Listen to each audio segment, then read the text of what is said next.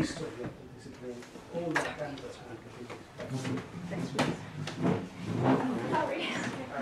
But I think that can apply to any form of making the makeup art. Actually, that's exactly what expands what we define as a post interview. As soon as I can find something else that keeps things together and that makes sense, that is extended to that. Too. Yeah, that's great. We'll do Lauren, and then we'll come. Did you have any more questions? Anybody else have questions for Mattia? This is Mattia, Francesco, Gavin, Beth. Okay. Okay, so we remember names. And Mark. So we've got names. Okay, Lauren. My name is Lauren, and my research is really like hands on the notion of event. Where's your PhD? Oh, yes, I'm a PhD student. So, at the moment, actually,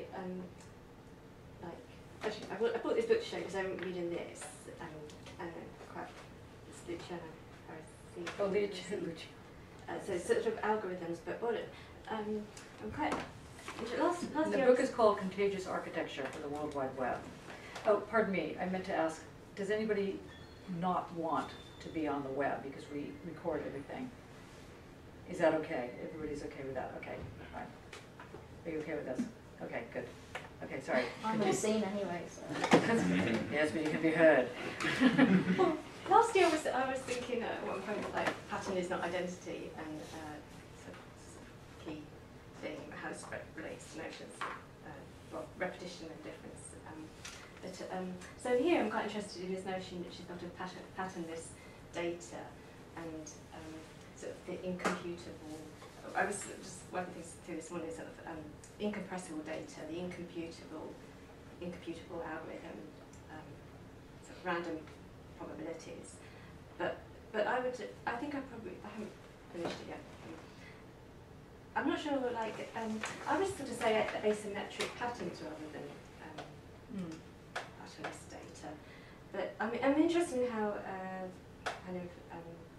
well, I'm interested in these questions of difference in relation to art. So event in relation to art, but really with Lyotard's work, the key things are the notion of dispossession, figural, and his notion of anesthetics. But then I'm interested in how... Sorry, pardon me, is it ANA-aesthetics, Anna aesthetics, or is it Anne? I thought it was Anne. Yeah, Rather than Anna. space aesthetics. Yeah. Okay. Yeah.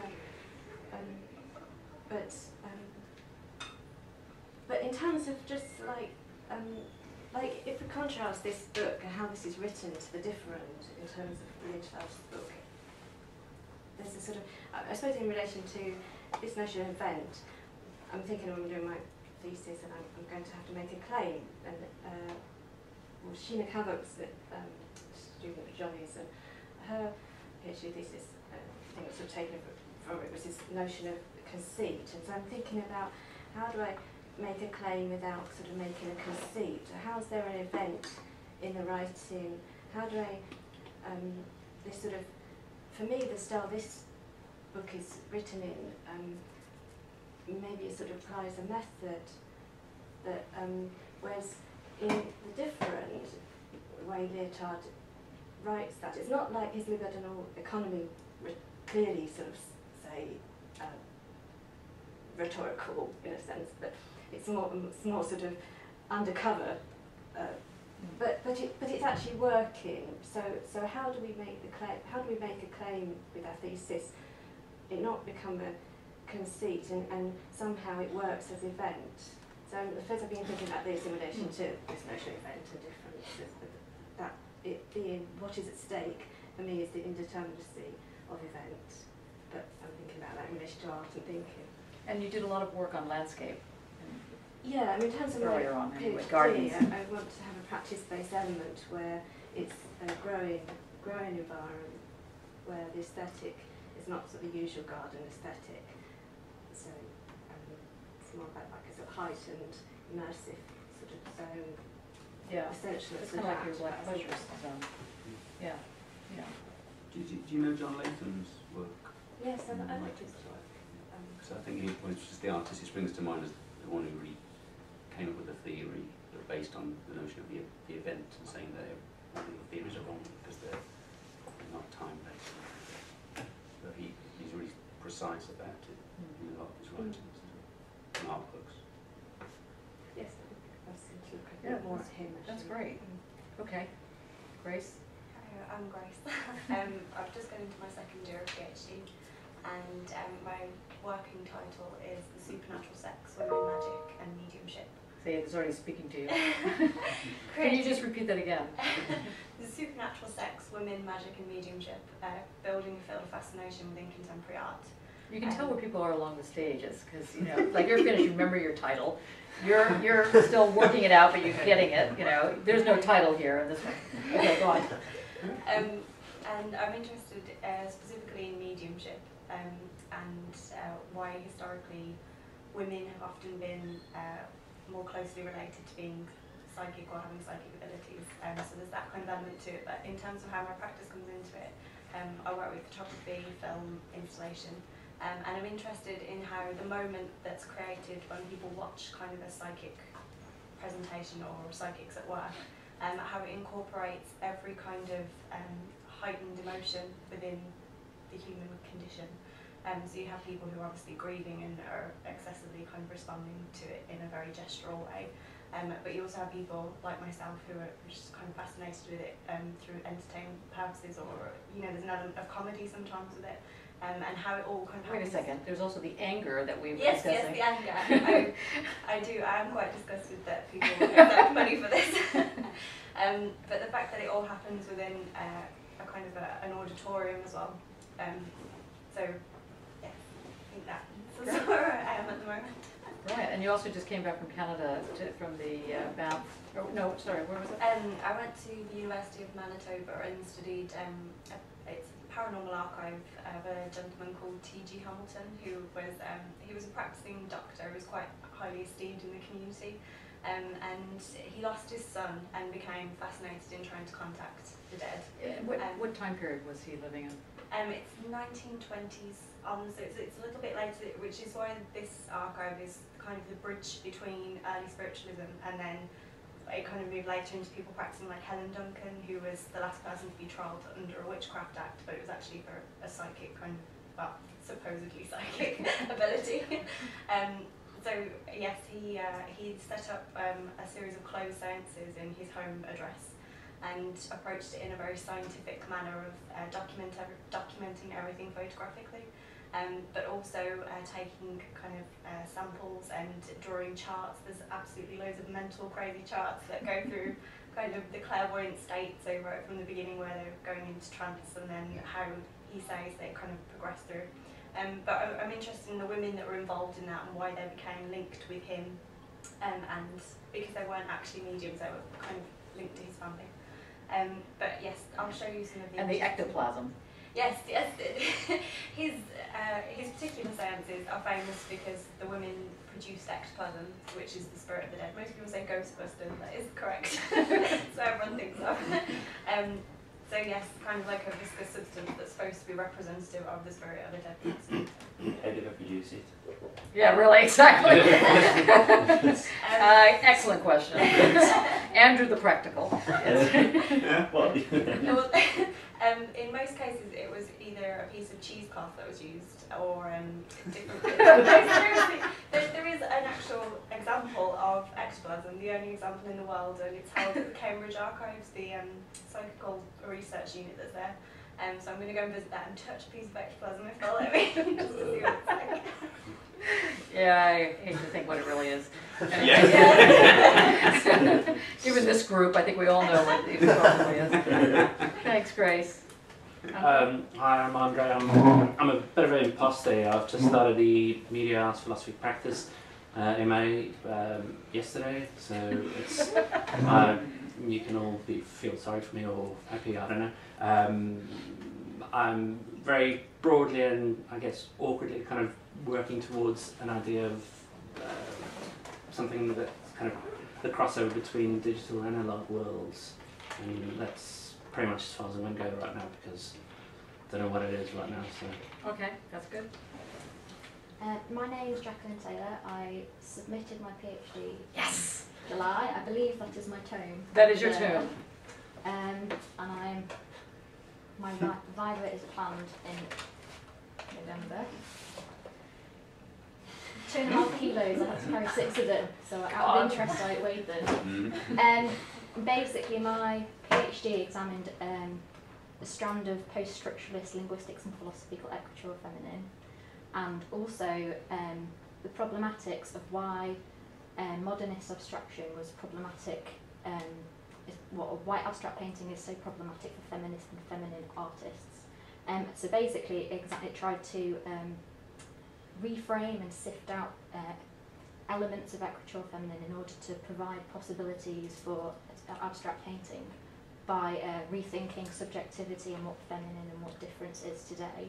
And I basically proposed a Painture Feminine, which isn't a direct translation of Ecriture Feminine to painting, which I argue is problematic, but transposes elements of the textual and Ecriture Feminine into painting through an intertwinement of the textual and painterly.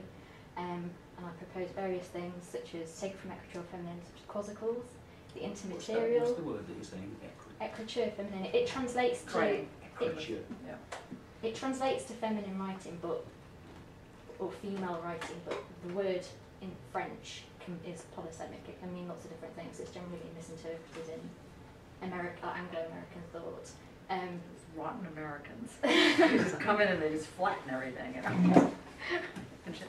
So basically my theory and practice, because it's a practice, it included a practice element, reconceptualises abstract painting, not in opposition to modernist abstraction, but by thinking of it as a heterogeneous spatiality, where difference, or the feminine, is not represented through a feminine aesthetic, but it's enfolded through the unfolding of painting. So wow. I don't know if that makes much sense. Does it make sense, but everybody? Let's pretend that you're on a Viva, which you're going to have in November. Does it make sense? Anybody have questions? Yay! Okay, well, we'll have our little discussion. So, so you'll have a sense on how to deal with the Vivas.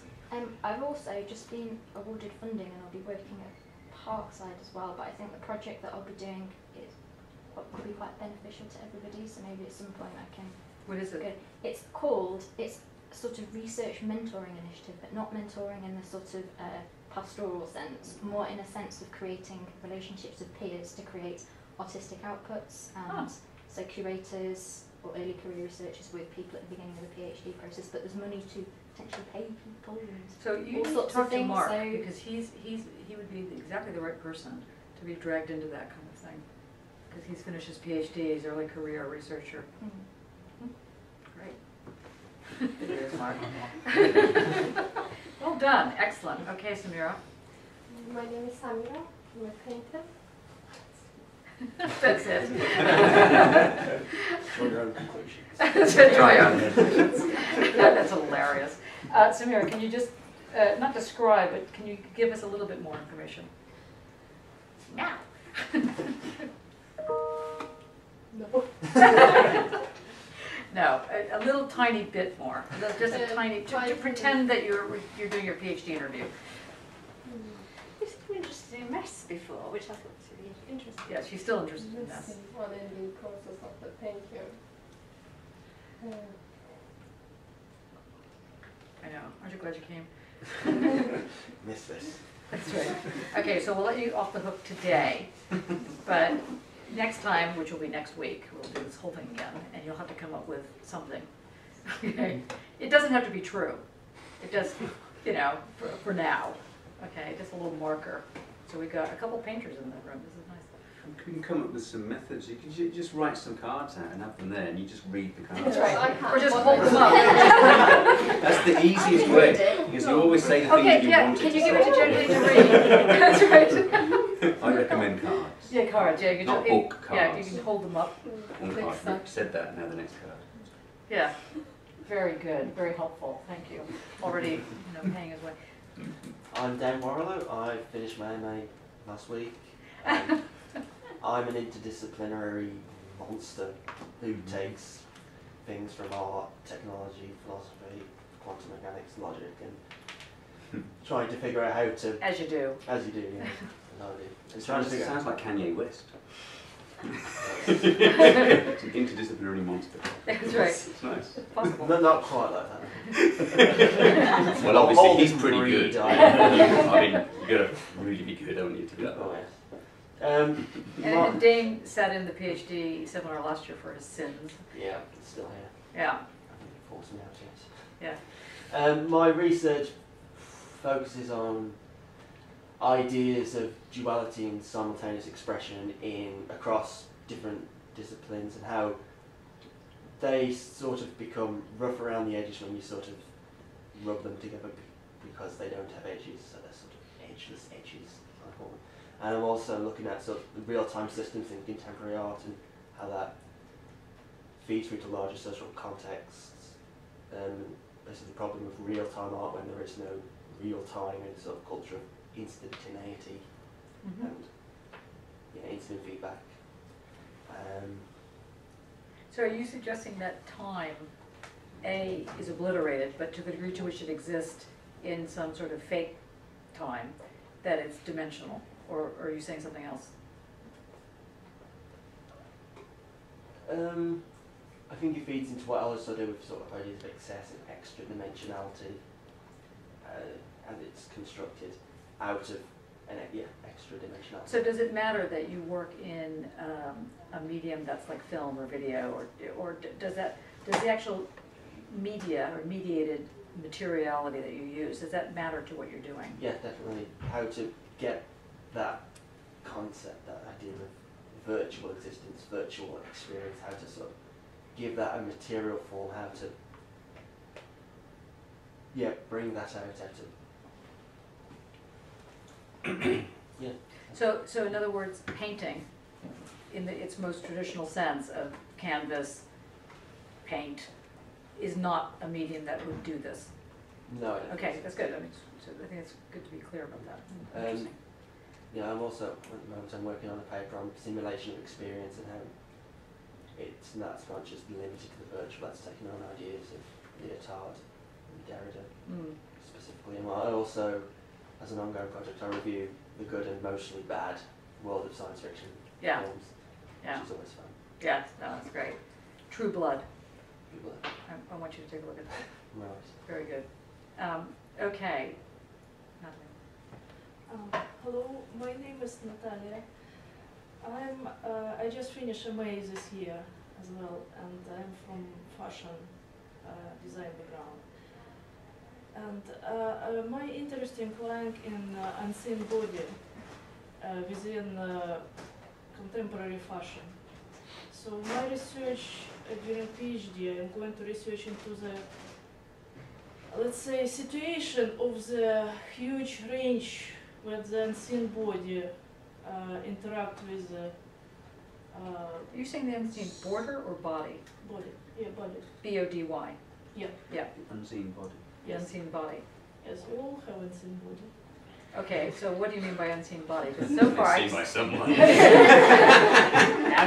down boy. We'll have to ban you from this class. So far you've just added a certain kind of element here. Okay. What do you mean? Do you mean the naked body? The thing is, the first stage of my research would be a philosophical research into the ideas of unseen. Not just a body, unseen related to the space mostly. It was usual things for philosophers. But let's say you're past that. What does it mean to have an unseen body? This is why unseen body is quite layering things. Mm-hmm. It's not just naked body. It's something imaginative as well, which we trying to how we're trying to communicate. But for example, let's say with anorexia, a person who has anorexia might look into a mirror and see a very fat person. Exactly. Okay, so is that what you mean by the unseen body? Exactly. This is, I would say, that situation is unseen, private unseen. And also, I believe there are public unseen when we act on the public and for the public.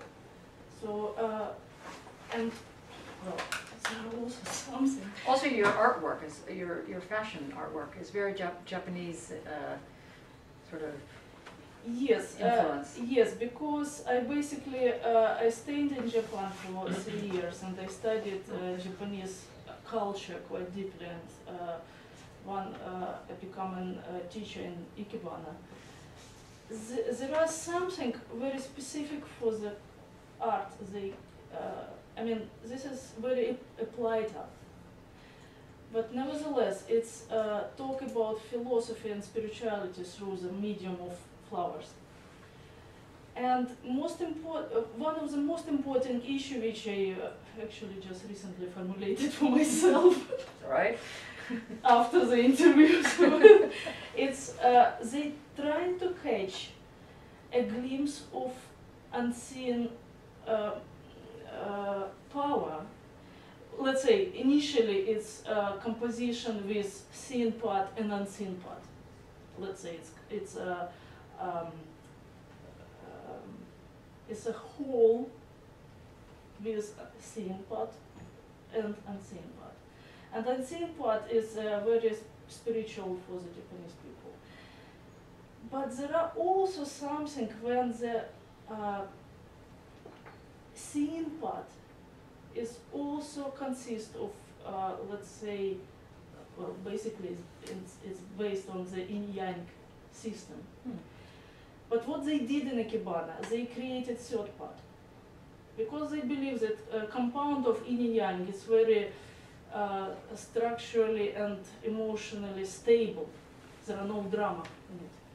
So they created a third part, which is almost unseen. But isn't that Shinto Buddhism? Isn't Shintoism got the three parts of the yin? You have yin yang, but then you have this other thing. So if you look at a Shinto Buddhist temple, they have the three things. Most probably. But because the Japanese, they just merge two Buddhism and Shinto. They just are just magical. They create magical. They never had a war. They just live. These two cultures live together like one. And the third part, which acting as dynamic. It's something when you see, especially Japanese, they expect to find it, to see for this. Artist who created Ikebana, he also create in mind that he must hide something, let's say.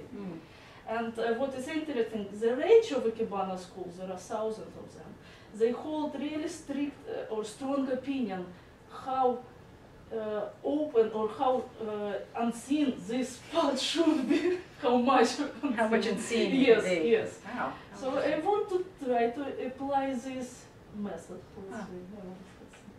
Interesting. into the how we act. Anybody have questions? Yeah, Andrew? No. Oh, sorry, Mark? Careful, Careful, like being in an auction. Parallel observation, I think that the feminist film theorist, is it Marianne Duan? D-O-A? No, it's you mean the one that did Rushes in the Afternoon? Masquerade and Femme Fatale.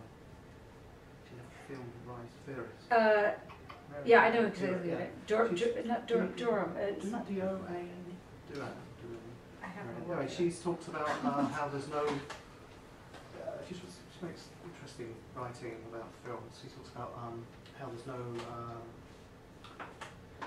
feminine body in films. It's an invisible. It's always the male that decides this kind of thing. It's just an interesting, there's no body. It's just an interesting parallel, I think, in her work, which she also says that point a camera at a woman's an act of terrorism. I don't know what that means, but it's an interesting sentence. What was the sentence?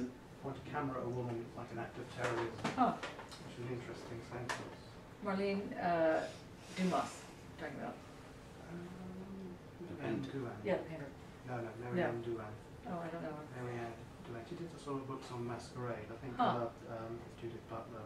Oh, right, okay. Yeah. Just a film theorist. It's an interesting. Thing to tell. Okay, thanks. Any other questions? So, could I just ask, is it purely an individual level you're looking, or are you thinking, could a culture have an unseen body or a body of people? It's a very interesting question, because all cultures have unseen body.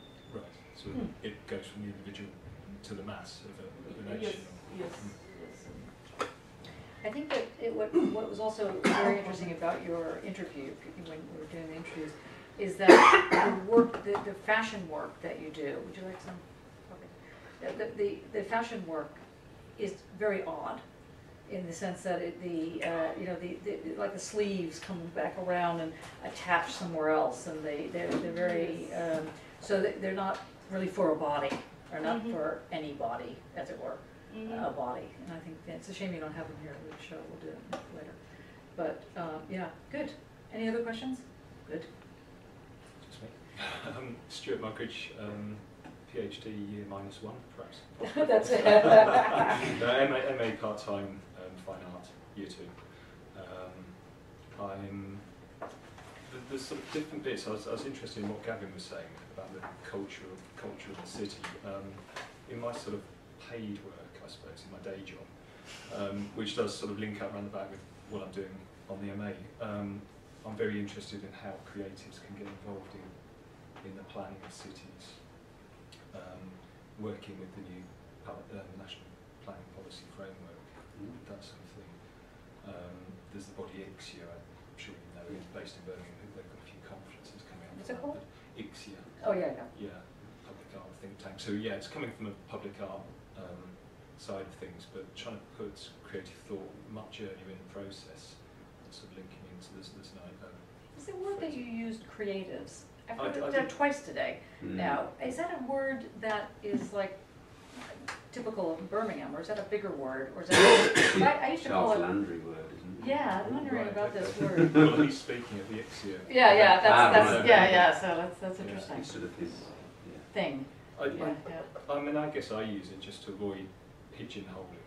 It, you know, it doesn't have to necessarily be what people would say a commercial artist to be in there with the creative thinking, you know, but it's putting that creative thought in to the process.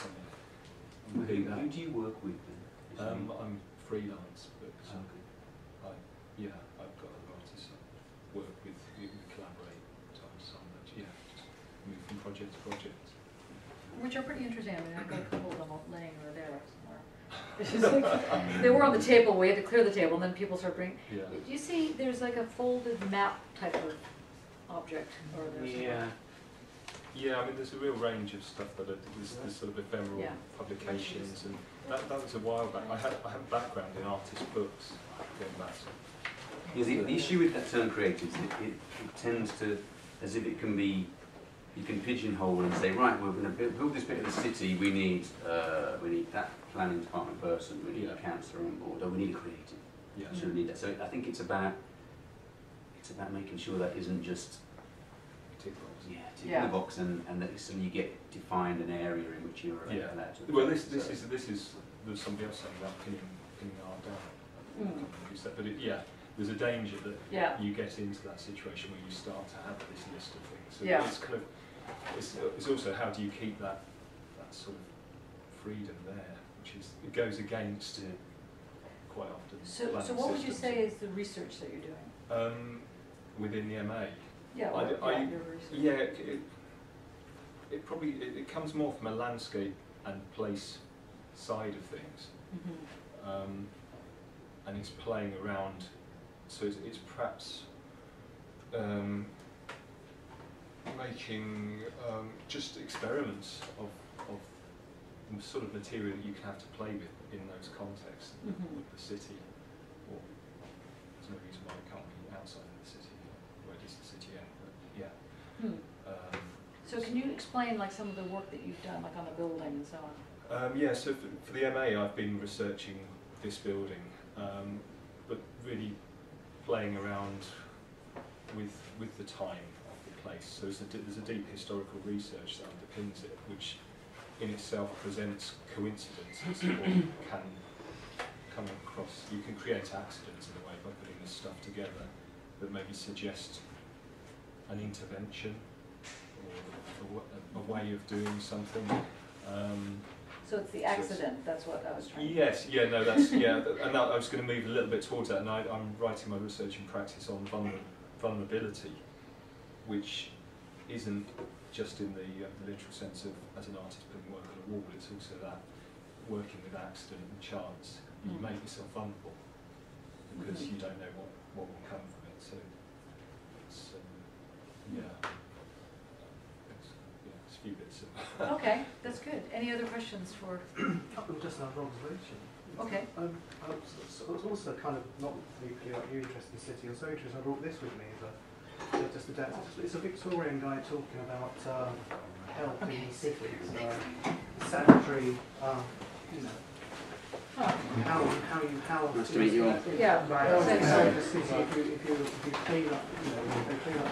It's an interesting book because it really does speak to the future. It really does talk to us and saying, look, if you clean up the city, the mortality rate completely goes down. And here we are. It's a kind of Heideggerian idea to think on this is to give thanks. Sometimes thinking on this guy and giving thanks for the work that they did to clean up the city so we don't all die of the plague and the rest of it. Yeah. And there's just those sort of things like that. So I just brought this out today as a little something for the day out, really. Oh, interesting. It's kind of sad how cyclical sometimes, there's thinking going on now, and you just look back. There's a project I'm working on out at Spaghetti Junction on a flood mitigation scheme. I went back and found there was a city engineer in Birmingham from the 20s or 30s writing this proposal to have this broad thinking kind of board that looked after the river, well not looked after but considered the river in the plan. And it's just somewhere between then and now that got lost, and it's like you're having to now reinvigorate that thinking. Yeah. It's interesting.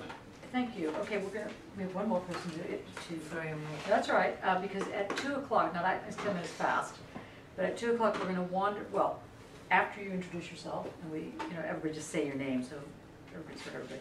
We're going to walk over to the Birmingham Birmingham Central Library to meet Pete James, so that you get a sense of what's happening, what you can do with your work, and the different places you can show. And it's actually one of the things it's one of those brand new buildings, blah, blah, blah, but one of the things I do like about this building, I seem to be one of the only people, is that it does remind me of the old British Library reading room in a kind of upgraded form, because it's got this dome sensibility to it, which I do like. That's about it though, but it's an interesting reference room. It is a library. It's not a department store, which is a miracle. Okay, would you introduce yourself? I'm Kate Katafiash. I'm from Newman University. Johnny's very kindly letting me come and sit in your PhD seminars. So we'll put you down as an early career researcher. That'd be grand. Yeah, that's what you are at this point. Okay. And can you just say a little bit about your work? Yeah. Did you go by Kate or Katie? Kate. Oh, okay. I thought it was Katie. Okay, I lecture in drama at Newman, and I set up the drama degree there 10 years ago. And then started on my PhD, finished that a couple of years ago. The PhD was on the dramatist Edward Bond and Jacques Lacan, but since coming to the seminars last year, I've become very interested in Heidegger, and I think Heidegger has a lot of relevance for Lacan. A little bit. So, yes, I'm beginning to position myself in the new field of performance philosophy, which is just starting. With Laura and Laura Cole. Yeah, great. Yeah, that's nice. Yeah, performance. Does everybody know performance philosophy? Have you heard about this? Just Google it, performance philosophy, and join. What's interesting, one of the many things that's interesting about it is that you can start your own group. And we had a group in London called the Philosopher's Salon, and of which we have a couple of members here that may not have realized that they were part of performance philosophy as well. Anyway, but you can start a group, and it's kind of just interesting how it operates. Any questions for Kate? Do you have a question? Okay. I just want to say just a couple of things before don't leave yet. A couple of things before we cut off. The first thing is that we have a magazine or journal called Zatesis. The first one is coming out in about a week, and it's wonderful. It's wonderful. We had fantastic designers on it, Sheena Calvert and Joseph P. St. Marshall, and the work inside of it is just great, and it's been all peer reviewed. It looks fabulous. But anyway, it's our journal. Technically, it is not necessarily meant to be a PhD journal. It's meant to be across the field. But I think everybody should step up to the plate and be a part of this, because I think it's, because we have it, for one thing. And we also have a thing called Article Press, which I personally would like to see people's PhD theses published on the press. So we need to just think this through, how we're going to actually maybe work about that, or also work on sort of collective, not collective, occasional papers, so if there's papers that you want to present, that we can then publish them onto the web. Grace has been working tirelessly to set up the web. Mattia has been working tirelessly on the thesis. And let me tell you, it really was tirelessly. Very tiring, put it slightly differently. But we got there in the end. It's a great publication. There was something else I was going to say, and now I've got it in my head. I think I mentioned that the room upstairs is your room. It's meant to be used. It should not be used just one day a week. You really need to be there more than one day a week. She says, staring at some people, not pointing. It's very important because space is at a premium here. And if we don't use it, we'll lose it, basically, is how it goes, which is typical of it. And it's been good that they've given it to us. The other thing you should know about this building is that there's a huge technology hub that's just been set up. And it's, when we come back, after we do the Central Library thing, I'll show you around a little bit. For those of you that may need a studio for your work, please let me know. If you're part-time, it's not happening. But if you're full-time, then we can try and figure out how that can work. There was something else that was really important, and I've completely blocked on it. So I'm sorry about that. Anyway, that's it. When we come back, we're going to see Pete James. Then we'll have our first sort of general comments about groundless grounds, and try and set up the rest of the seminar for the next 5 to 10 weeks. So we'll know what we're doing and that we're doing it and how we're doing it. Oh, I know what it was. Yeah, I knew what it was. My next obsession is to get us into the biennales. I don't care which ones we start with first. We start little, big. It's ridiculous that we're not at Venice, that we're not at Documenta, that we're not at Istanbul. I mean, it's crazy. It's just ridiculous. So that's my position on this. And I don't care which one we pick, or we can pick all of them, you know, but we gotta, I want to target, so, and we all go, whether or not we're showing. So I'd like to do like a field trip. So it's even more, yeah? Quadriennale, is that how you pronounce it, in Düsseldorf. Excellent! For like 4 months or something next year, but it's meant to, it happens every 4 years, it's meant to be a really big thing. Can you send out information on this? Yeah. Great. Because there is a group of people called Object-Oriented Philosophy, or OOPS, and Object-Oriented Feminism, or OOF, or Object-Oriented Ontologies, or OO.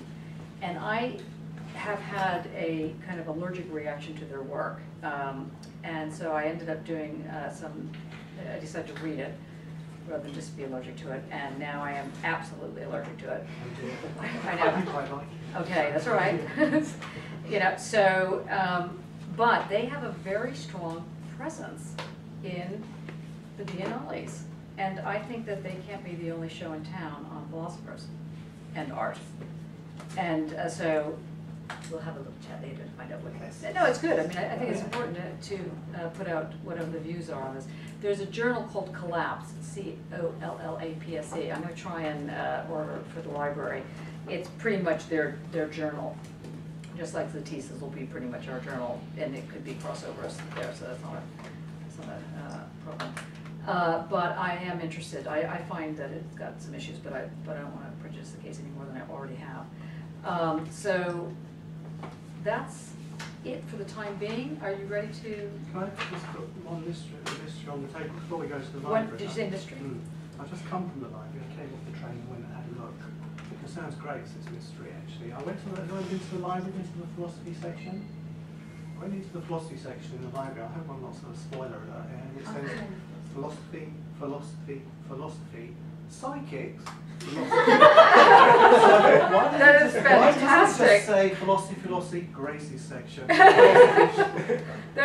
is fantastic. I wonder if you've got some control or something. I want a section of my own. Oh, that is too funny. That's brilliant. Good. You ready to rock? So we're going to go. Okay. Yeah. low, isn't it?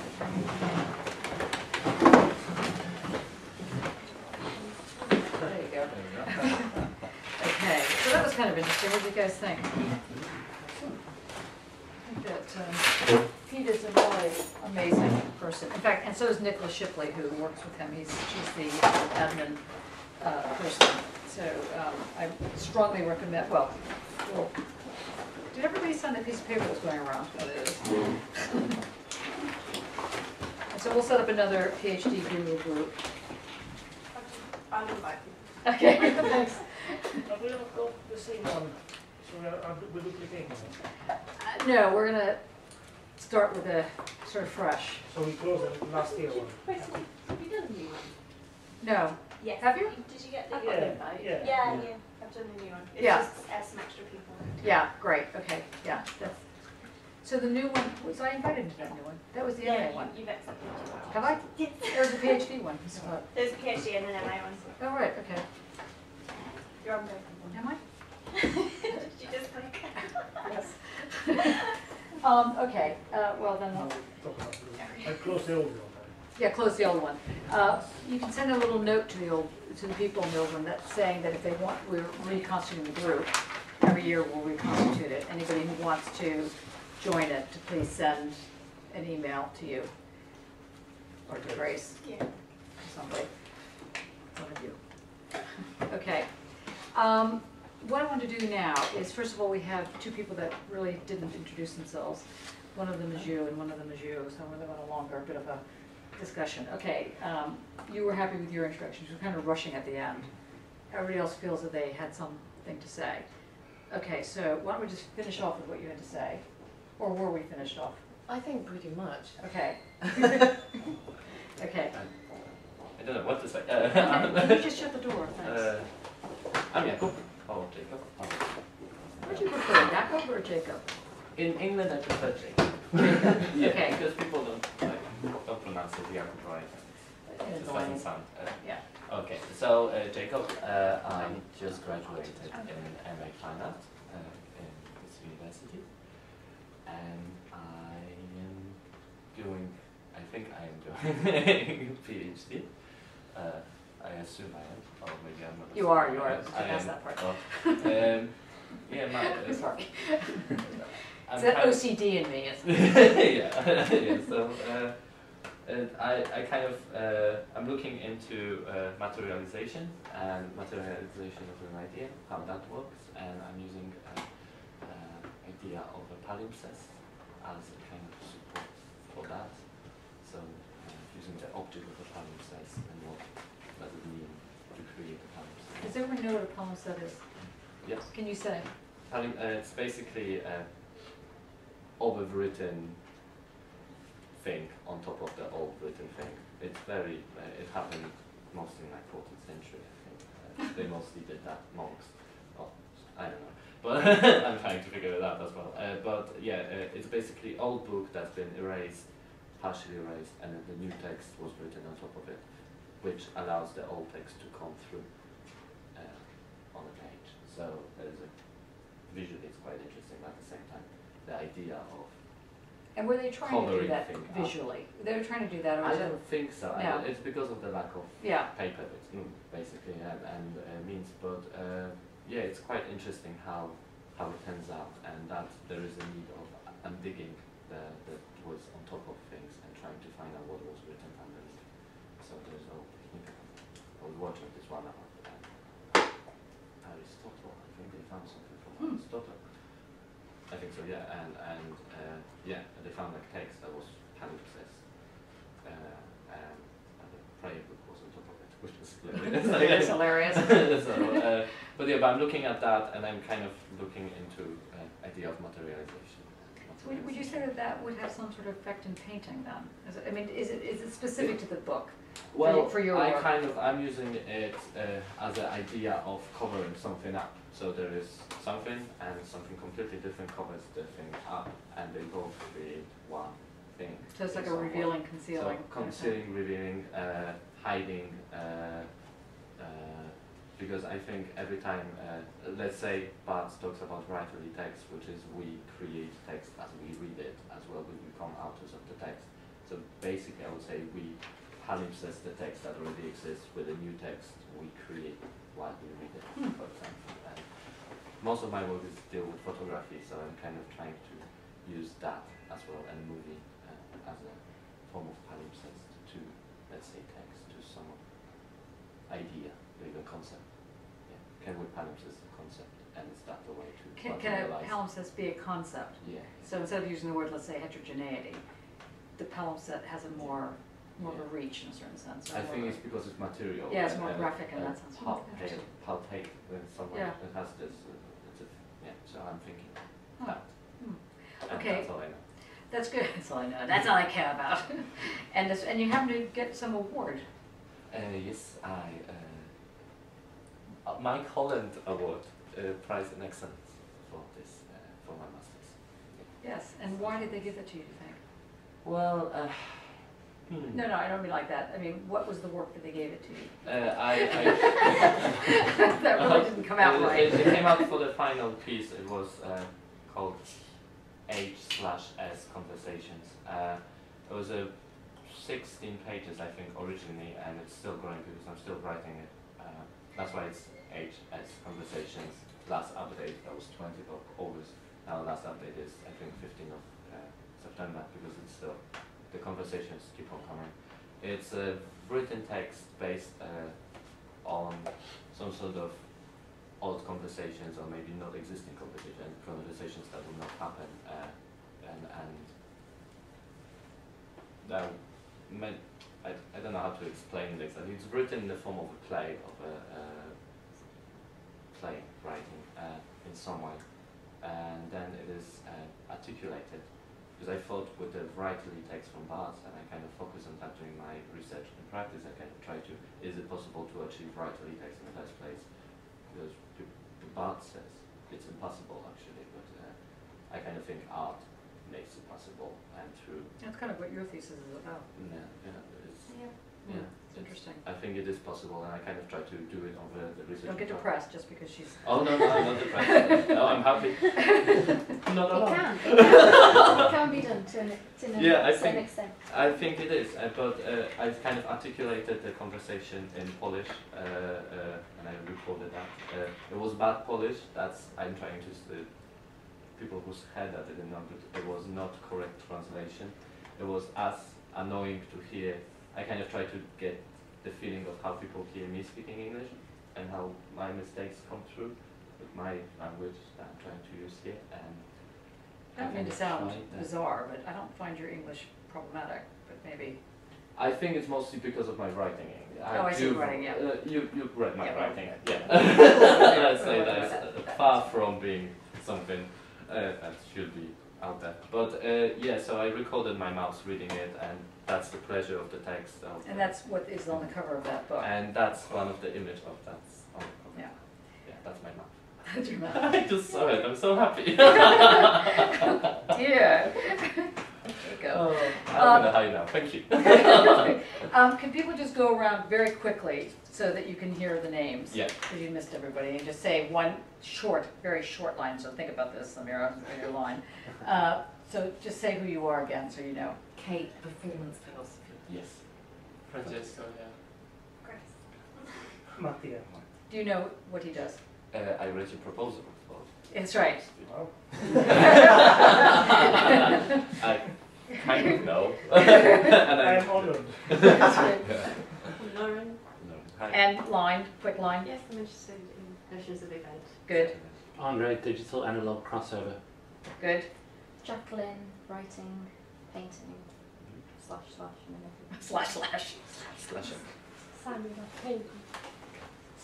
Dane, simulated technology network. Excellent. Already. There you go. Andrew, touching marble. Yeah, that's good. That's good. Mark Walker. I kind of think that's going to do it. That's excellent. Excellent. Circumspect. Stuart. Okay, let's play ball now. Thank you. Okay, well done. Okay, so the structure of these seminars are such that most people are familiar with it, but for those of you that are not, we have a 3-hour seminar. It starts at 1 o'clock, ends at 4. I like to be fairly concise about that, because I find that if you go over and it starts going on, then it turns into something else. You can only think really hard and fast and there maximum 4 hours. So, and a lot of people, that's like being an athlete. You really have to get into that headspace. So if you're spending more than like 20 minutes to an hour reading, it's because, first of all, you're not there yet. At some point, you'll be able to do 4 hours at a go. Like when you're in your studio, and you're focused. Try not to go more than 4 hours. So I figured 3 hours, you still have some life in you. There's a beer you can get later. Most of the PhD students always go somewhere. I don't know where you guys go, but you get something to eat or drink or drugs, or you do something yourselves. Anyway, and so it continues on some other level, which I'm not privy to, which is fine. Basically, I like to have 2 sort of fun events. Oh, not that fun, but one is during Christmas, where we drink. We bring in our alcohol and whatever, and we have a proper philosophy moment, and we do our thing. And then at the end of the year, we have one final thing. I used to, when I was at Greenwich, I used to have the students come to the house, which is in London.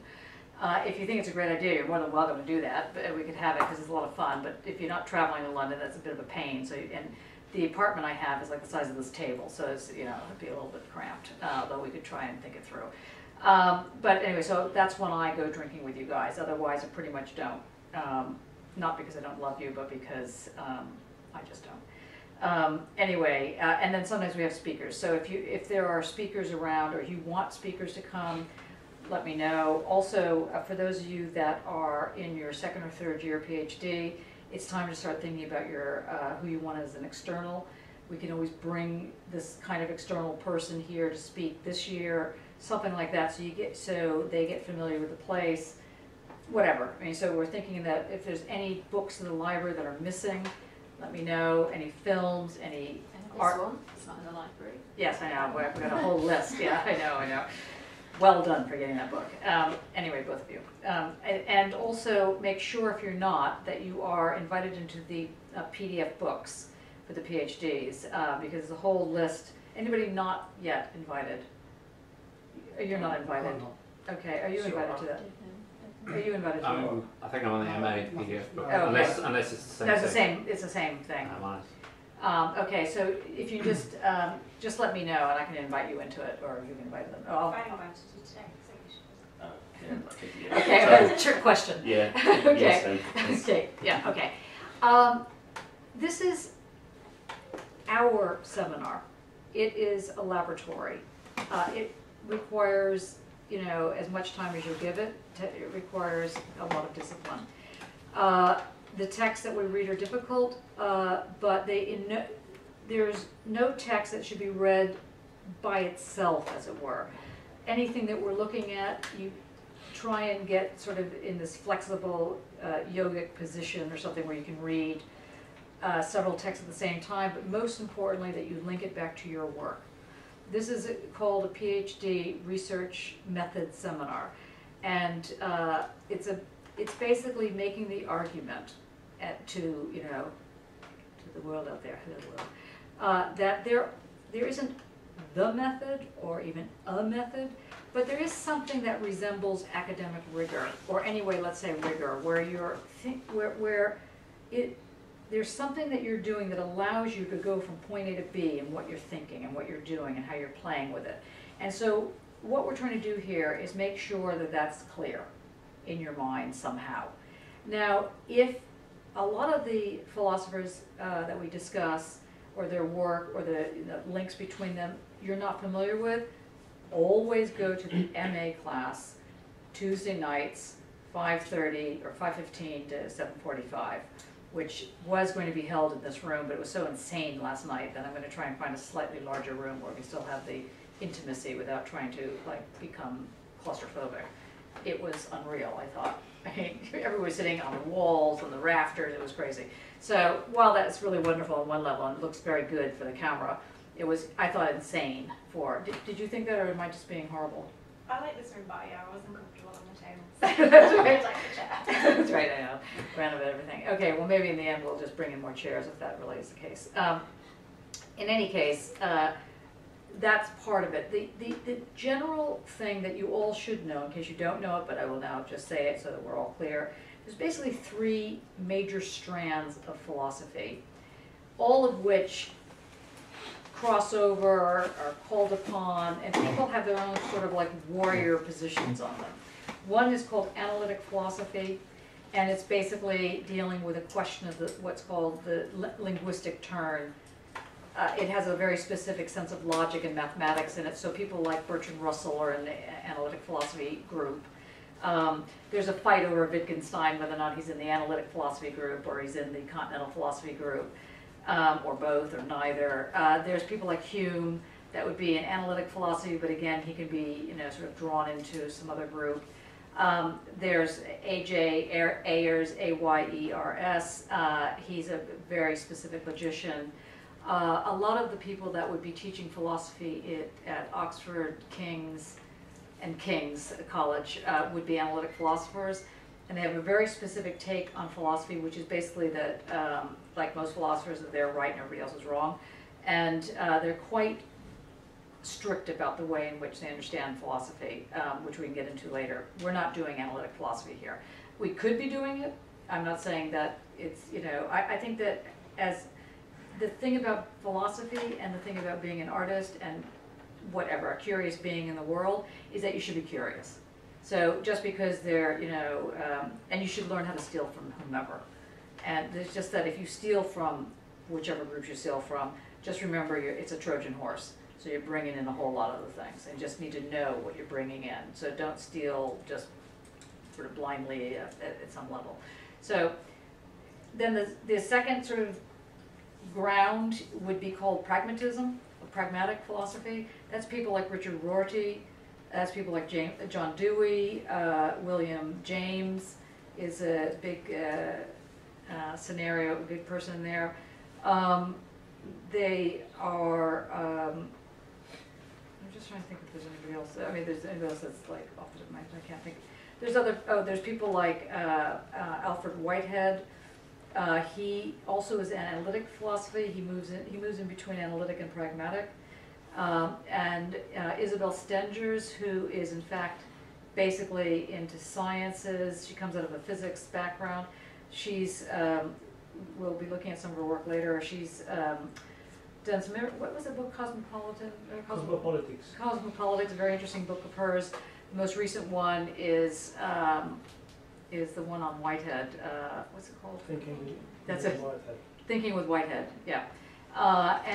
So she sort of has a foot in both the analytic and this sort of pragmatist thing, which is now also creeping into this third avenue, which is basically continental philosophy. And continental philosophy is kind of like Deleuze, Derrida, Merleau-Ponty. Adorno kind of is in between. Well, I guess he would really be in continental in a certain sense, but then it starts breaking down. Because within continental philosophy, there's basically 2 strands. There's kind of like Derrida-Lacan strand. There's basically Deleuze, Guattari, Lyotard strand.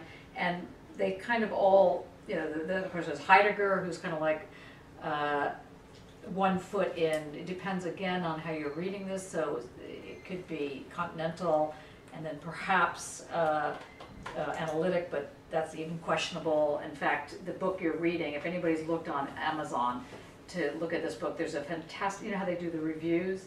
And there's some guy, I forgot his name. Do you remember his name? Daniel Pye. That was it, yeah, Daniel Pye, P-I. He hates this book. And the vitriolic thing with which he attacks this book and basically follows Braver around and attacks every book he writes, basically. He's an analytic philosopher and cannot bear the idea that Braver had the audacity to put Wittgenstein in the same page scenario as Heidegger. And he's just vitriolic about it. It's incredible. And that made me buy this book. I thought, all right, I mean, he's just way over the top here. Let's just see what he's got to say. And then the book was interesting. So that's sort of what happened with that. Then there's kind of, they haven't become like meta-narrative type strands. There's strands that, let's call it feminist sciences, which would be like Karen Barad, Donna Haraway. They cross over into, let's say, feminist theory, which doesn't usually call itself feminist philosophy. There's a thing called object-oriented philosophy, which is, I mentioned that earlier, which is a form of, which kind of brings together analytic and continental. It's trying to do that bridge, which is interesting, that move that they're trying to do. So there's a lot of different shell games going on here, and you need to have a sense of them, because when you sort of present your thesis to be examined, when you're being examined, the Viva crowd will bring this up. And they'll bring it up in such a way as like, that's a very interesting method, why don't you do this one over here? You know, and you say, well, you know, I wasn't really interested in the one over there, but why aren't you interested in that one? It's like, well, let's talk about my work. No, we're going to talk about this.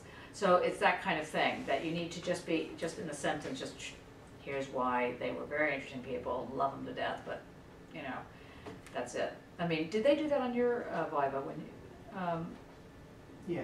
Yeah. Yeah, they bring all kinds of things in. Yeah. I was thinking about Heidegger. Yeah. Kind of different. He's also an existentialist, a phenomenologist, and of course he's studied by analytic philosophers, Herbert Dreyfus, yeah. He's an American analytic philosopher, and lots of good work on Yeah. Heidegger, lots of stuff on YouTube. And Foucault. Yeah.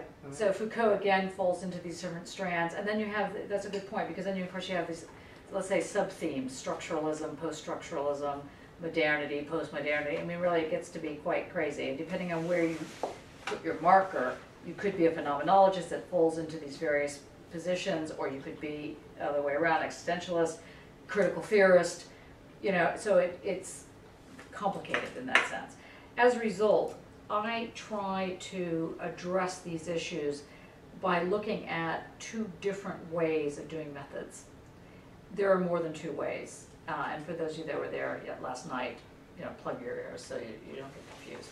But basically, there's what I'm referring to as the dialectical method. So there's a lot of people that fall into that. Even Merleau-Ponty could be considered doing dialectics on some level. Barthes, you know, whatever. You could have, you know, a lot of semioticians, Lacan, you know. So even though they're now in this group, they're also now in this group. You know, so you have Bataille. They fall into these, there's sort of a dialectical way into the question, and there's a, let's say, rhizomatic or discursive, what often is called post-structuralist, but it really is really beyond post-structuralist. Maybe it's best to call it postmodern, but even post-postmodern, nobody knows what to call these things anymore. So, and what that is saying is it's trying to look at the notion of how things can have a predictability about it, how they can have a truth that is a palimpsest or is basically heterogeneic, and that it sort of follows really from the kind of mathematical and physics models that come out of quantum physics, the short version. And what that is to say is that for those of you that are studying quantum physics, you know that it's all about bundles of light. It's a totally different way of understanding how dimension operates.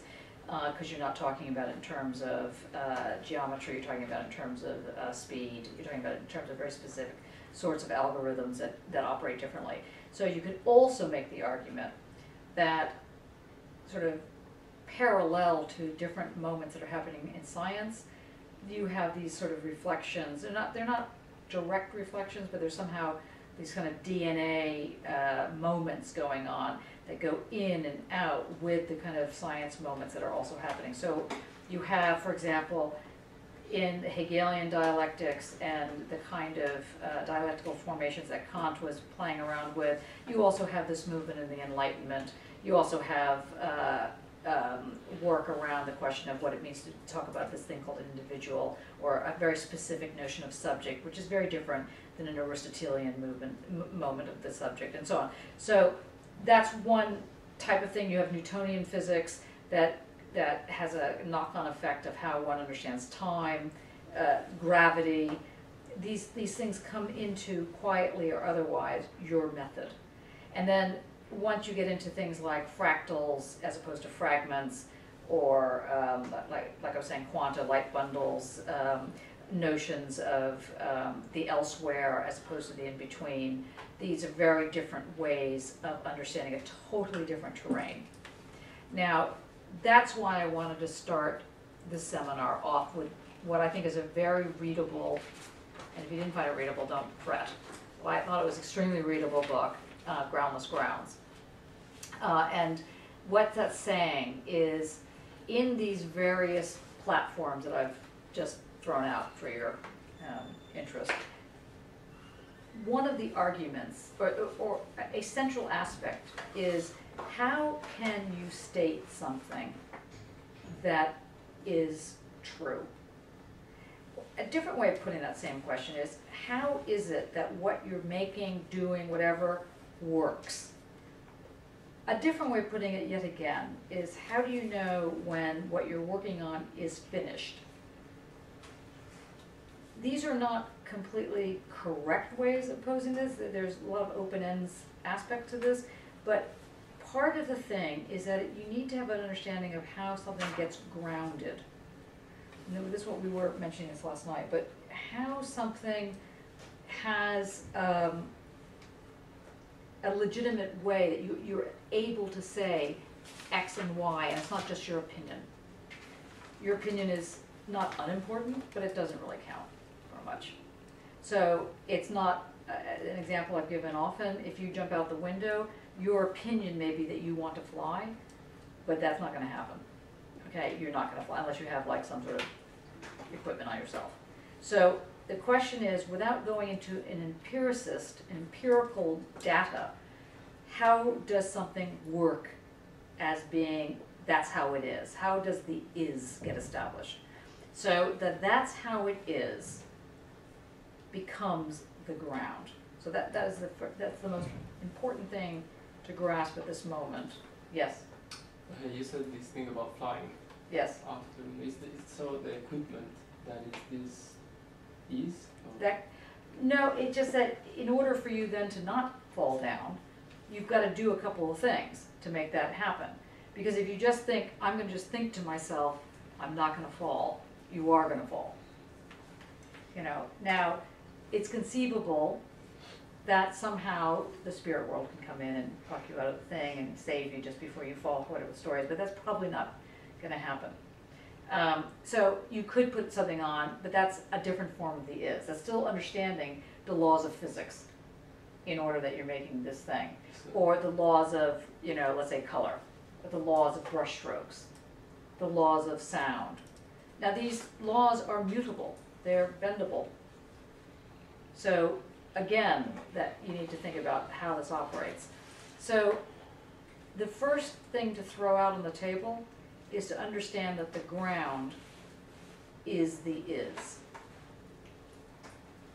Again, we'll circle back to all this, but this is just to give you a sense. The ground is what is right now. And that is a combination between the question of time, so you have presence, the question of what is this now? Do you ever get out of the now? Because if you're always in the is, then how do you get past the is?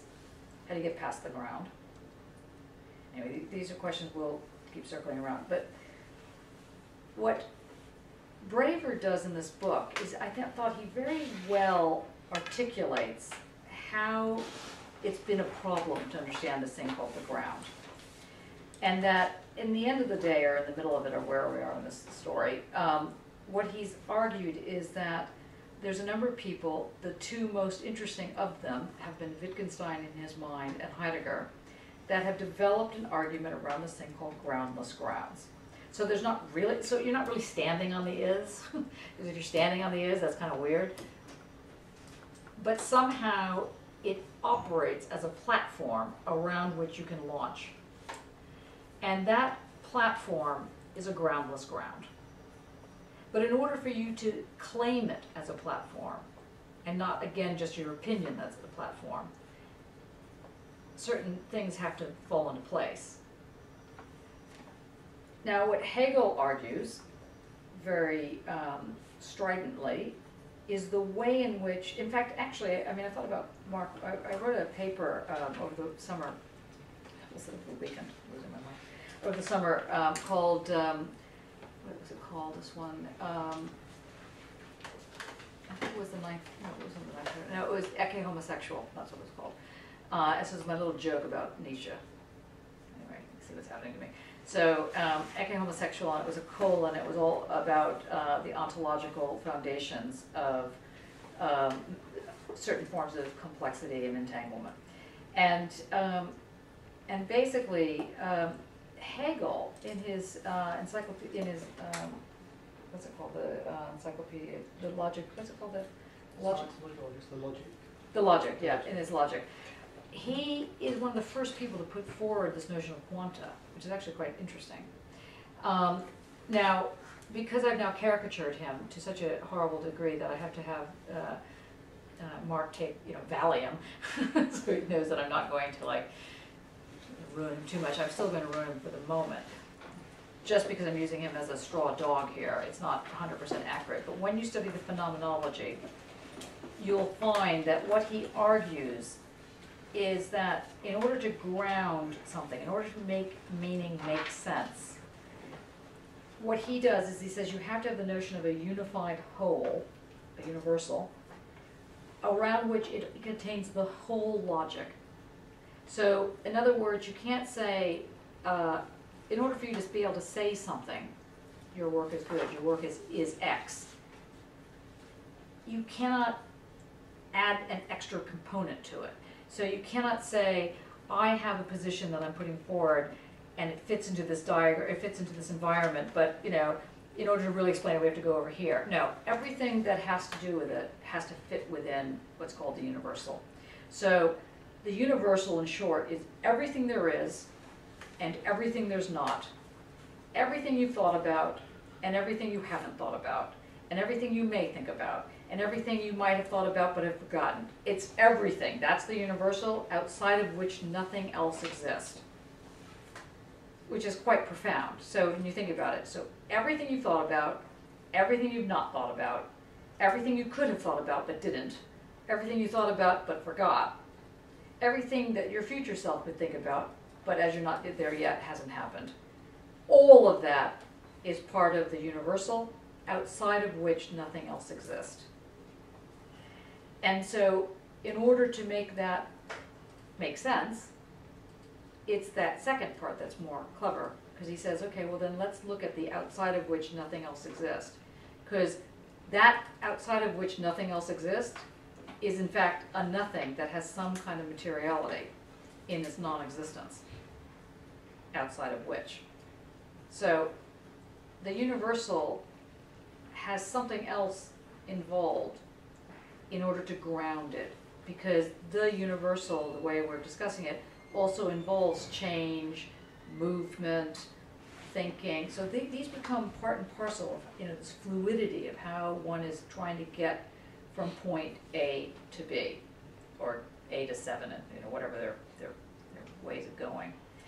Questions so far before I ding? Did you have a question? No. No? It's all perfectly clear. Excellent. Well done. Okay. Now, how many people actually had a chance to read any of Braver? Yeah? Good. Oh, good. Yeah. What do you think of it? I kind of, what I mostly thought is I don't know, it's interesting to find a way in the middle. Like kind of, I think it's mostly through the brain, but not even that. Overall, but it's kind of interesting to find a method in the middle. Yeah. I think that's what he kind of tries to do. Yeah. Finding a method in between things. I don't know. No, okay, so it's not going to be the in-between. The one thing he's not doing, to be clear, is that he's not doing in-between. He's doing elsewhere. But that's important to know because, and I'm glad you brought that up, it's not to embarrass you or anything. You say, that's wrong. Say something and now I can slap you down. No, it's not that. It's rather to say that if you think about this thing called an in-between, you've already brought in, this is how method operates, you've already brought in a line. Okay, so you're already thinking in a linear logic. Now it's not that linear logic has no place. Analog is very useful. Continuity is useful. Something that has a continuous moment will have an in-between.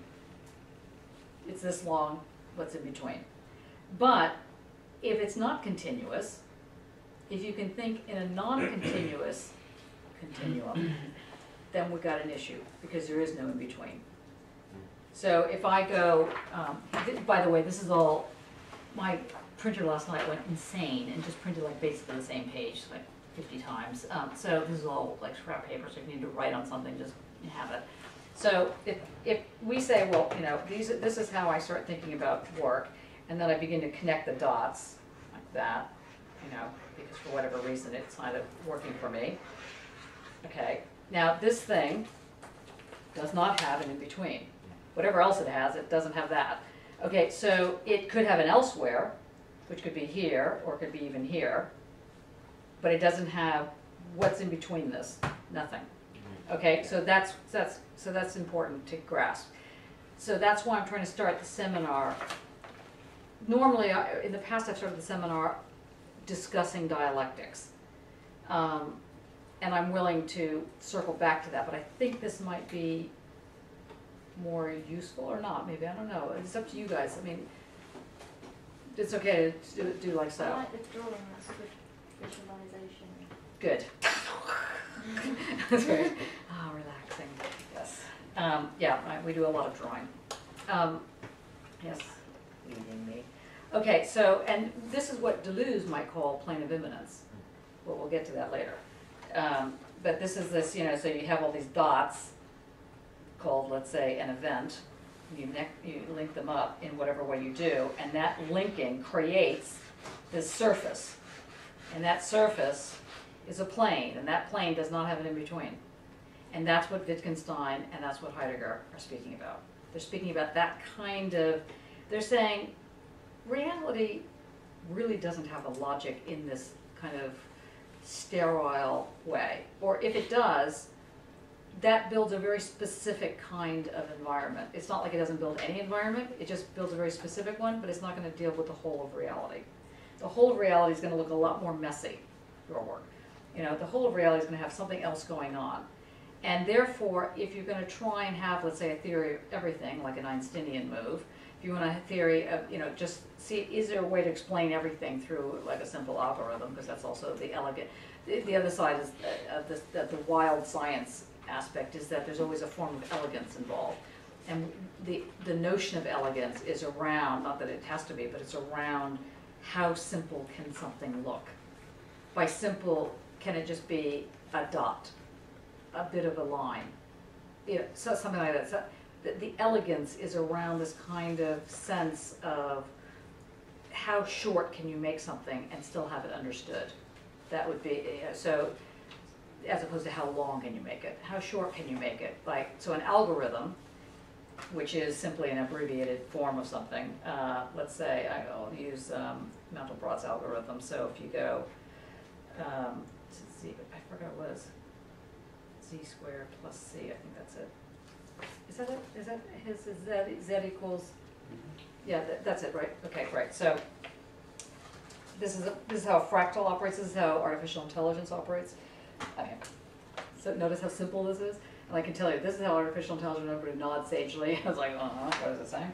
So what he's saying here is that you have this environment Z, zeta, it's squared plus its velocity or mass. That creates something that comes back around and enlarges the zeta, which then comes back to here, is squared, add the velocity, comes back around. So, no, I'm just saying, so this algorithm is how, is basically started off in, not so much in Mandelbrot, but in, what's his name, Turing, when they were trying to crack codes, and they found that it was really about how you actually understand a pattern when the pattern is a camouflage, as opposed to an actual same type pattern. So instead of like a checkerboard pattern, you have a cow body pattern. And that's still, and so the algorithm is talking about how something increases, whereas the Mandelbrot version of it is looking at the exact thing that gets bigger, bigger, bigger, exactly, or smaller, smaller, smaller, smaller, like a leaf or a tree or, yeah. What describing like this, it's not the first time that I see this. No, Feedback. it always question in my mind. It makes me think that the Hegelian spiral dialectics is one special form of this algorithm. Yes, that's correct. I think that's a very good way of putting that. Can you enlarge on that? Well, because I tend to visualize it. As does pretty much everybody that's right. Yes. I always really thought of the Here you go. thesis negation, Yeah, you can sublation, draw it. thesis negation, sublation. Can you draw that? Maybe, yes. Is a triangle. It goes one, precisely the triangle of. Can you draw it a little larger? But it's growing. Oh, sorry. So you got the first bit, and then it's negation, and then they three together, and then it does the same. First bit, it's negation, and the three together, the sublation. It goes on, it goes on, it goes on. Yeah, that's good. For those of you that understand how that goes on and on and on, we'll have a sub-comment about it in a moment. Well, it's all like this. So, like that, and then. Yeah. No, that's the drawing, but logically, why does it do that? What would they to describe it all? It's the system that, again, boiling it down very simply, but the system of one thing that has everything else, its opposite as its form, at the same time its shape, and therefore its sense, state, arises only when the two are together. Yeah. They are sublated and leave nothing outside, as you said before, they will be universal. And then it repeats the same process by taking, being opposed to its order, sublating the order, and holding together again as a mediated sense, and then again, and growing like that, is one form of algorithm. The only thing that I see differently in the way I understand the fractal chain of the algorithm is that some algorithms, if I understand it rightly, do not have a end or a beginning, while for Hegel there is a beginning. So it's a limited section of the chain. Is it correct? Yep, that makes sense. Yep. Let's just so we're on the same page, and I know Mark needs to breathe because now I'm going to do my thing that really annoys him, but luckily we're friends. So with Hegel, you start with the not, the not, the no thing, the nothing, which is the no thing. It's not mediated. He needs to lay down. So we're losing him quickly. Fluids. That's right, body fluids, body fluids. Where's the unseen body person? Oh, she's gone. Okay. Oh, by the way, Greg Dunn is supposed to be here. Is he on the list? No, I don't. Okay, that's why he's not here. So Greg Sorry, Dunn. he said, I think he couldn't make it this week. He said he was Oh, away. okay, Yeah, right, so 'cause he's going to be, I think he's going to be on. Okay, right, okay. Good, that's his fist. That's his, this is repressed anger. Hi, Greg. Anyway, he didn't see it that way, but I did. Can you imagine putting a fist through concrete? Oh my God. That's right. I can hear you now. Yes. Hello. Yeah, come on, have her come in. Thanks. Bye. Another person is showing up. Doing her PhD, she's obviously late. Okay, obviously I said we never go after 4 o'clock. Okay, but that is 10 minutes fast. So let me just say quickly that you have the no thing. I'm trying to write that upside down. No thing. This is the thing that you learn when you become a professor, how to write upside down. Very exciting. Okay, did I spell it right? Yeah, no thing, or nothing, notice that. Okay, and that's not mediated. So the thing about that which is the nothing outside of the universal, it's it's nothing. It's not mediated. There's no way it can come to life, as it were. And that is put, the thing that gives it life in a certain sense, in this sense, is intuition for Hegel. Intuition. So, and then when intuition is put next to nothing, then the nothing gets sublated into this abstract form of intuition, and it forms the conceptual moment of intuition. So one's own intuition is actually formed in the Hegelian move between the nothing, the now, and your hunch, let's say. Okay, and then to make that work, the no thing gets sublated. I love that word. Because I love coffee, because I love espresso. I always think of it the same way. You know, the coffee beans go, and the water gets sublated into the coffee grind, and then you have coffee. In this case, you have intuition that helps you to start thinking, right? And you have the universal concept of intuition. Let's make that a big I, and then that is put against sense certainty.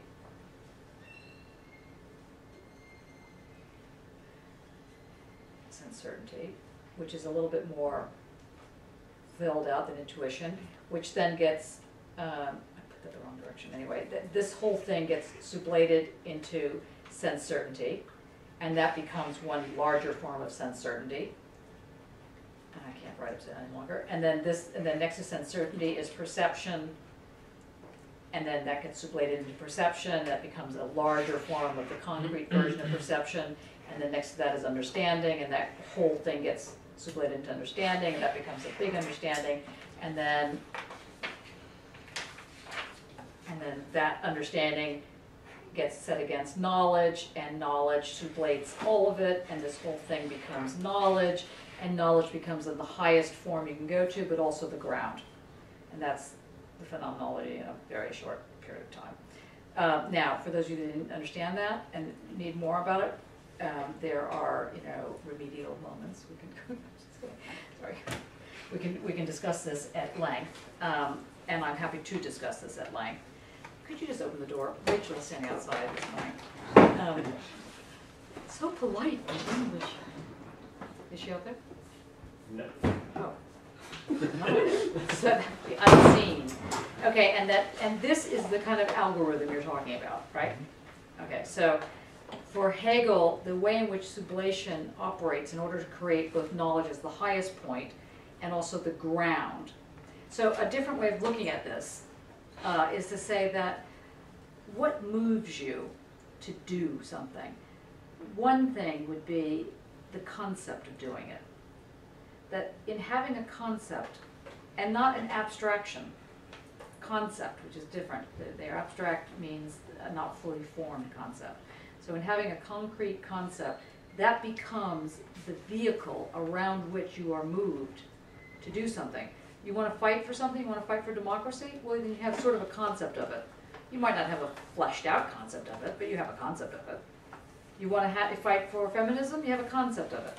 This is underneath many, many, many social methods, movements, whatever. It's a Hegelian position.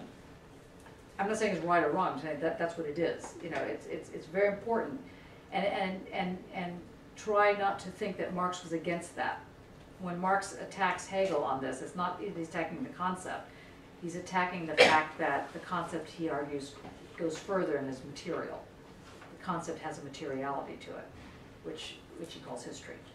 Anyway, not to get into Marx now, because this will start unraveling. But anyway, the point is that Hegel is able to make the claims he's making because he's working in an algorithmic position, which is very neatly set up, and it's basically saying, this is how it operates, and nobody to this day has beat Hegel on it. You will grant me that, right? No, he won't! I was just going to say yes. Yeah, no one's beat Hegel on it. Please try, please be the first. So, go back to your triangle then. Can you now explain can you now restate what you had said before? Well, if the present is always a synthetic moment, is always mediated. No, the present is not mediated. Well, the now is not mediated. Yeah. But the old sense of the present Right, okay. is All right. is mediated. Yeah. And is mediated between one point, the now, and in the first instance, the intuition, which together work and give a next step to sense certainty, that then give a next step to understanding, and it goes on, it grows. Yeah. So, the way I pictured it in my mind was, if we want again, the now as the first element, that by itself doesn't have any meaning, doesn't make any sense, so it needs the intuition of precisely that, and therefore the two together become three. Mm-hmm. That's not the magic jump that happens each time. And this becomes the first step for the next element, which redoubles these. Mm-hmm. So the now plus the intuition give possibility to the senses to start functioning, which again together becomes something else. So each of these,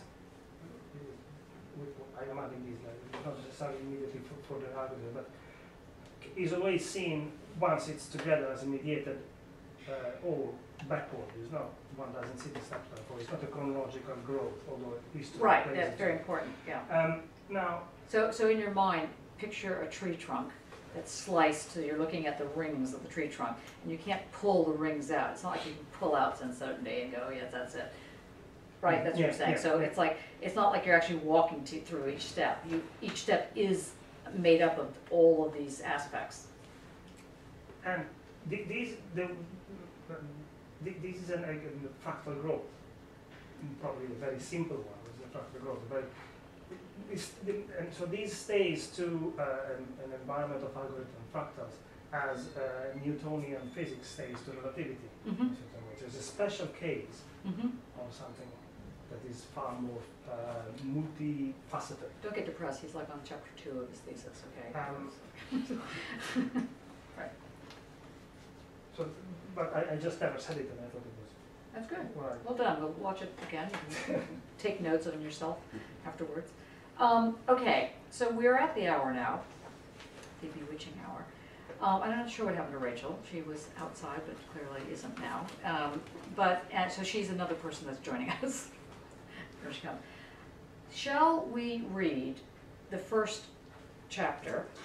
Is that the Braver book that you have there? Yes. Can I just look at what I'm saying so I know what I'm suggesting people do? What I think might be helpful here is he has this introduction and he says, "What is philosophy?" There's another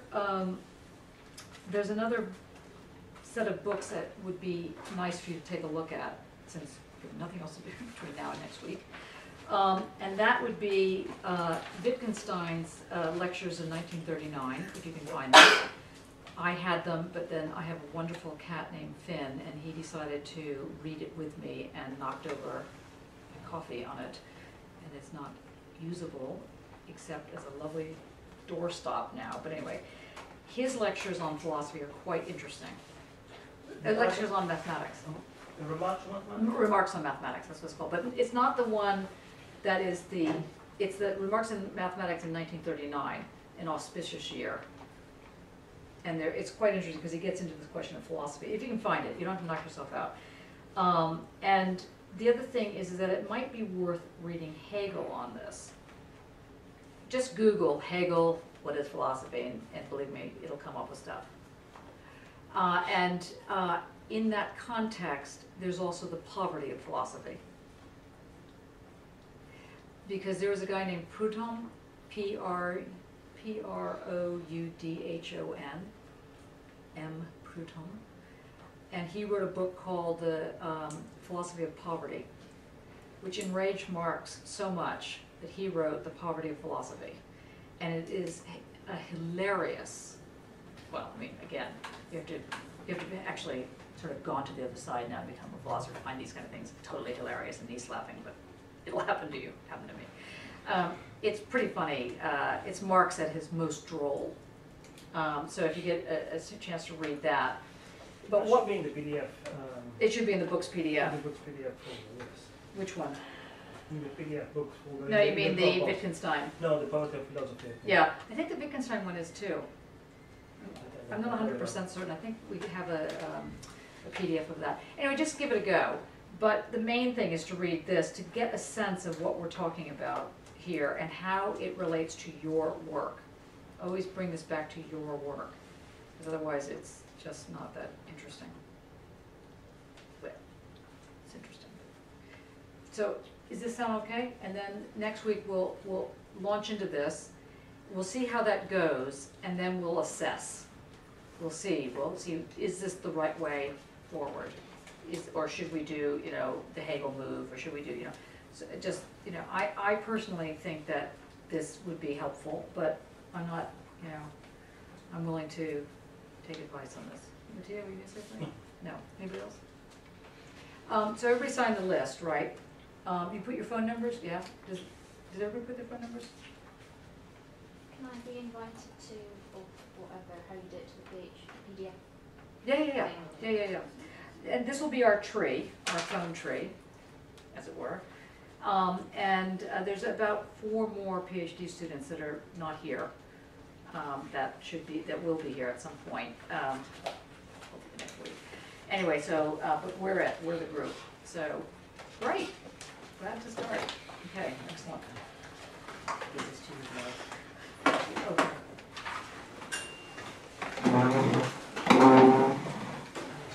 And if you can get Rachel to sign. This. And you guys can all go for a drink now. You know, it's not better, right?